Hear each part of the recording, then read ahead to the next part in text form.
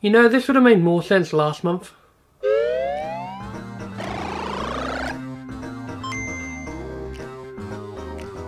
So 2019 has started off with some really good games about stuff like Resident Evil 2, and then also we just had Kingdom Hearts 3 come out.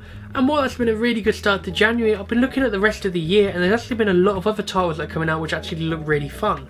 So today I thought I'd choose 5 games and have a brief talk about them. But just keep in mind this is my list, so if you have any different views, like for example Doom, I'm not really looking forward to it, so tough. So remember how Fallout 76 was going to be the next best thing, and then it completely flopped as expected? And remember how Fallout 4's story was a weak joke? Yeah, I found enjoyment out of both of these games for the wrong reasons. I enjoyed Fallout 76 because of the lack of story and just fucking about in it, while I also enjoyed bits of Fallout 4 for the gunplay and again, fucking about. But if I was to say which Fallout games I enjoyed the most, then I'd definitely say either Fallout 3 or more importantly Fallout New Vegas. New Vegas had a more interesting story and setting compared to Fallout 3, and I found myself wrapping more time into New Vegas compared to any of the others. But the dull and bland wasteland can only get you so far, especially when it's restricted to the same planet. So when I saw the trailer for the Outer Worlds, I immediately picked up interest. Not only does it look colourful and humorous, best of all it's made by Obsidian, the people who made Fallout New Vegas. Now I'm not the biggest Fallout fan and I wouldn't even begin to delve into that subject, but I honestly think Bethesda made a really dumb move not seeking help from Obsidian ever again when making more recent titles in the Fallout series. With Fallout 4 and 76 it clearly shows that they can't improve, but I think during the time of this, Obsidian were fully aware that was going to happen and jumped onto the opportunity of making their own game, which could hopefully transfer from a one-off title to an upcoming series. What makes things better this time around is that they have creative freedom with this title, and it really does show, especially from the gameplay. I've seen that they've kept the formula of the game similar to Fallout to give it a chance for new and old players to get to grips with, but overall the setting and style of the gameplay really makes it stand out, and I think that's what people wanted and I'm all in for it. When writing this video I immediately put the Outer Worlds on this list of fun games because it just looks great, appears to have good humour, and best of all, I bet the announcement really pissed off Bethesda. So speaking of Bethesda, let's roll back a bit to the most recent E3 event they did. They showed off a bunch of new games that were coming out soon, like Doom Eternal, a new Wolfenstein game, and of course, to keep some people happy, they confirmed that Elder Scrolls 6 is a thing. But out of all of these games, none really got me excited for a release. Sure, I'll probably play some of them, but I'm not desperate for them. Hell, I haven't even beaten the new Colossus or even finished Doom. Not to say these games were bad or anything, it just really didn't get me gripped like everybody else did. But out of all of those games that Bethesda has grips on, one game really struck a chord with me, and that was Rage. It wasn't the perfect game in the slightest, the gunplay was amusing, the characters overall seemed a bit bland, but the environment was great to go through and I loved the art style. Also, the ending was shit, but I've always enjoyed playing it and I was really eager to see a sequel happen. And finally my wish came true after a dumb leak from Walmart of all places. Rage 2 was confirmed, and after an awkward event with Andrew WK on stage, yeah, that really happened, we finally saw some gameplay for Rage 2, and you know what? It looks fun as hell. Sure, the art style looks a bit more realistic compared to the previous game, but they've really amped up the areas that made the first game really fun. Gunplay looks a lot more insane and a lot more smoother, while enemies all over have a rather fun design. Fuck knows what the story is actually going to be about, but it looks good and fun regardless. And that's something that id Software do really well. It doesn't matter on the plot of the game, what really matters is that you can blow up shit and have a blast doing it. Rage 2 at this moment is the only game with Bethesda's name slapped on it that I even remotely care about. The Elder Scrolls 6 is going to be a buggy mess anyway, so why the fuck would we invest in that? Following on from all the complaints, criticisms and negative press that has been levied against Fallout 76 in recent months, it's safe to say that a lot of fans at Bethesda Game Studios don't want to see another multiplayer title for quite some time. So with multiplayer games out of the question for at least the time being, the best thing Bethesda Game Studios can do is go back to doing what they do best, and that's making single-player, expansive, open-world RPGs. What's their next game going to be? Well, it's not the Elder Scrolls 6, and it's not another Fallout game, it's actually a brand new franchise kicking off in the next year or two. It's their first wholly original franchise in 25 years, and the title is Starfield. The IP of Starfield was claimed several years ago by Bethesda Game Studios, and not really much was known at the time. They'd just simply seen that Bethesda Game Studios were trying to work on something a little different to their Elder Scrolls or Fallout titles. Fast forward to E3 of 2018, we've now seen a 1-minute trailer of the game doesn't show very much but gives us a bit more of an idea of what to expect, that being a space version of their past titles such as Skyrim, Oblivion or Fallout 4. It's a very interesting one because they get to build new lore for a game from the ground up and not have to base it off anything in their past. It gives them a plethora of opportunities for directions to go with the game, and I can't wait to see how they manage to pull it off. And with Todd Howard himself describing it as a brand new next generation single player game, it's safe to assume it won't be coming out until the next Xbox and PlayStation consoles are released, which means by then there'll be a lot more power to handle these kind of games, we'll have a bigger scale for the game hopefully, and who knows, maybe a few less broken promises. It allows us to have 16 times the detail. Starfield does not yet have a confirmed release date, although personally I expect the game to release in either 2020 or 2021. I'm hoping 2020 because first off it won't be quite as far away as 2021 would be, but on top of that, they want to get a new game out the door a bit faster I would imagine, especially after everything that went down with Fallout 76. Some damage control is needed, and Bethesda's single player games, whilst they are buggy, do get a lot of positive feedback from critics. There are very few people who don't like the games they put out, but regardless they'll probably reveal it at an E3 conference because that's the pattern they chose with Fallout 4 and Fallout 76, revealing it in June at E3 and releasing it later in that respective year. But until then, all we can do is sit and wait until Todd Howard picks an E3 to grace us with his presence once again. So who remembers the DMC reboot? No?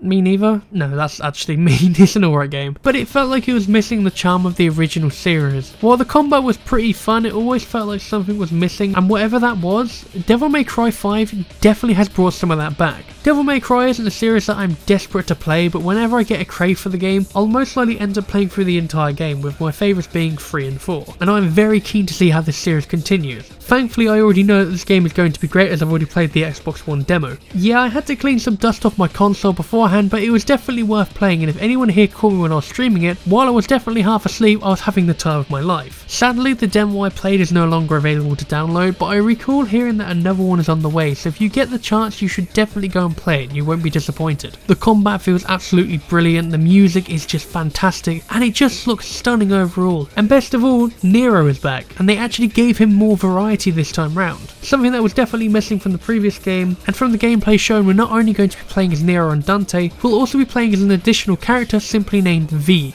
Ah, very, very clever Capcom. You called him V, which is the Roman numeral for 5. See, I'm smart. Hey gamers, it's ya boy, Peacemaker, and when Ben asked me what is my most anticipated game of 2019, I immediately replied Metro Exodus. I am a huge Metro fan, I've read about 50 books, I've played all the games numerous times, so I was pretty goddamn excited when the developers announced a new one, but this time around Artyom and his friends are gonna be going out of the Metro and explore the post-apocalyptic Russia. The game seems to be more open world this time around, you can gather supplies, you can craft stuff, you can find new weapons and attachments. It is honestly what I really wanted from a Metro game for a while after reading all the books. If you are just like Ben and never played Metro 23 or Last Light, you really should, because they are probably some of the best single-player shooters out there. These games also hit really close to home to me, because, well, I live in Russia, and it kinda looks basically the same outside right now as in the game, so yeah, I'm pretty goddamn excited for that one.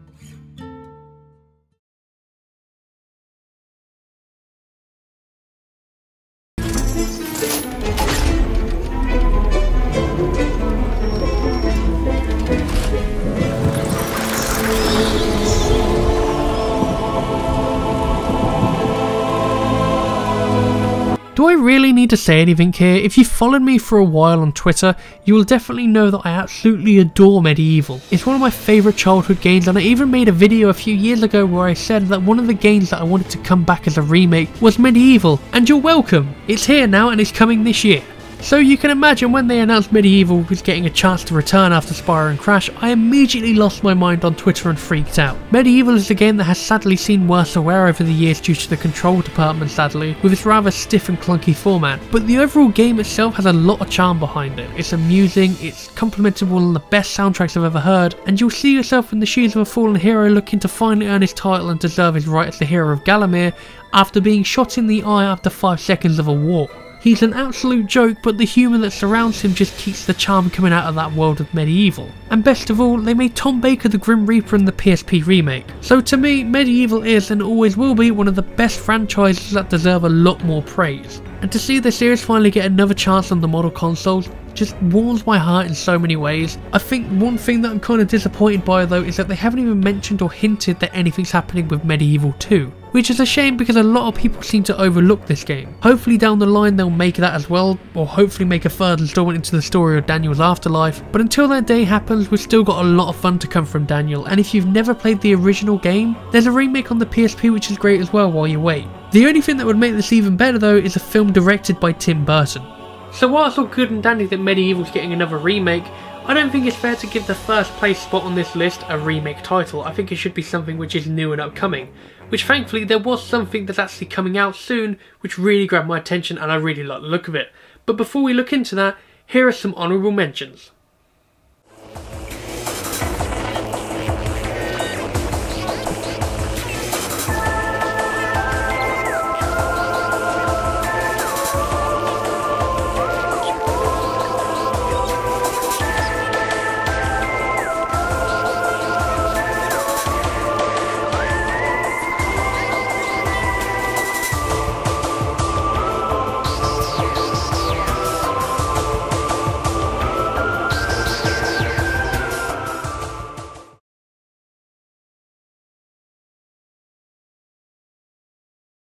Now, if it wasn't obvious by the games I play and talk about a lot on Twitter, I love zombie games. I can find fun out of the majority of zombie games out there, even if they're buggy or pretty much underwhelming. And while everyone goes on about this being an overused concept, there is definitely something about the zombie genre that really grips me in. Now, I've played a lot of games over the years and I haven't really been able to find a zombie game that was really what I wanted, until a couple of years ago where a game by the name of Days Gone was announced. The first trailer I ever saw was the gameplay of the main character running away from a massive horde of zombies in what I assume is a sawmill. You'll see them swarming out of various locations and I was just amazed at how the hell this looks so good and has so many zombies on screen. So I did what most people might do and dug a bit deeper. I looked into the gameplay and found various interviews about it, and then it hit me.